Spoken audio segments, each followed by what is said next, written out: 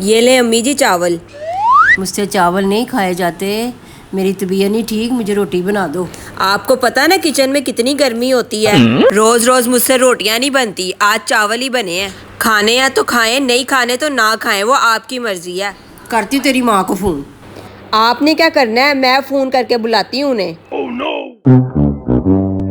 अम्मी जी, मुझे ना इन्होंने बहुत तंग किया हुआ है, रोज रोज फरमाइशें डाल देती हैं। रोटियां बना दो तो कभी कुछ बना दो, आपकी बड़ी मेहरबानी है, मुझे यहाँ से आके ले जाएं।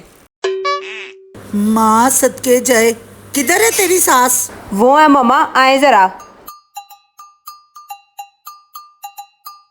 एक काम कर, झाड़ू या कोई चीज लेके आ। ठीक है मम्मा। ये लो अम्मी जी। हाँ, उधर देख। खबरदार, आज तो बात तेरी जुबान चली, घर भी जुबान चलानी से, हुन ब्याह तो बाद सोरे अगे भी जुबान चलानी है। खबरदार, अगर अपनी सास अगे जुबान खोली तू, मैं तेरी जान कर देनी है। चलो छड्डो बाजी, कुड़ी तो बड़ी चंगी पर जबान बड़ी लम्मी है।